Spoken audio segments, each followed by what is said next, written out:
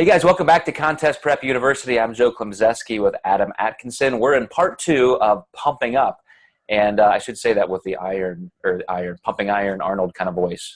But we left off talking about the different aspects of foods you might use as a strategy. And I want to spend some time, Adam, talking about how to actually do it. Because I know a lot of people, as you mentioned previously in the last episode, just take way too long. They're an hour before their class, they're doing a full workout.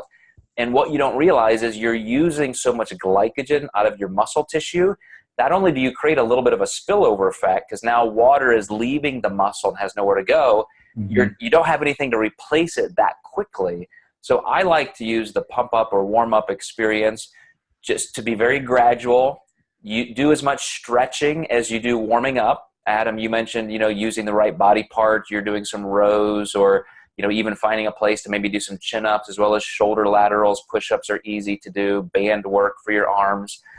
But if you're too aggressive and you're going at it too quickly or for too much of a length of time, you're going to end up hurting yourself. So how do you caution people about that, Adam? Do you give them specific instructions?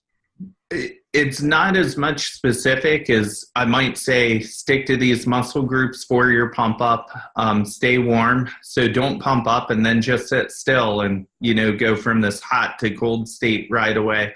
But keeping a really good eye on the timing of the show, watching the classes before you, and just making sure that you really know the order of events. I tell my clients typically try to keep their pump up no longer than a half hour for sure. But that includes them just, getting out of their warm-ups and just like you said, a very slow, gradual experience with that. The last thing you want is someone to rush and then their heart rate's just like pounding before they go on stage. And the next thing you know, they're out of breath because they just pumped up so hard. But making it, probably a 20-minute expenditure on just like moving, staying warm, and making sure you can get a pump right from the get-go is key. Because like you said, the water and the salt, those are last-minute times you can make those changes, and you can feel those with the pump up a lot more than, if you're just sitting down. Yeah, you can have immediate impact. I remember a show I competed in, the Mr. International. I wasn't really happy with the way I was looking in the morning, and I just felt a little flat, felt a little soft, and I thought, okay, I've only got 30, 45 minutes. What can I do for the most impact?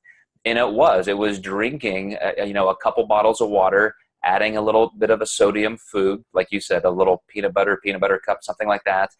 And it's not instant, but over the course of the next 20, 30 minutes, especially as you warm up, you see that impact. Whereas if you just ate food, the digestion and assimilation time is never going to have that much impact. So, one of the things to also consider is if you engage your sympathetic nervous system too much, you get in there and you're just pumping up aggressively and you're really feeling like you got to force it, you start releasing triglycerides, fatty acids, as well as glycogen from other parts of your body, your liver, and that can make you spill over. You can actually flatten out and spill over. So I really like to encourage people to just ramp it up slowly, start warming up. And as you're getting closer and closer to the stage, remember, you're going to be on stage for a while, especially in bodybuilding classes, flexing. And that's going to continue that process. You don't have to be hitting it and then sliding backwards, once you get on stage. Yeah. And with my peak weeks, my clients have a planned amount of water. I make sure that they always have a bottle with them, even when they leave, the coaching area behind stage, because if they get held up, they're going to get thirsty as they're moving more than likely. And I'd rather them have more water than not enough, because if you have too much, you're just going to pee it out, so to speak. So too much really isn't going to do any damage in that time frame. Awesome. All right, guys, hope that helps. The little 2-part series on how to warm up backstage. And in the next couple of episodes, we're going to talk about some of the other ancillary topics leading up to the stage. So thank you, and we will catch you next time.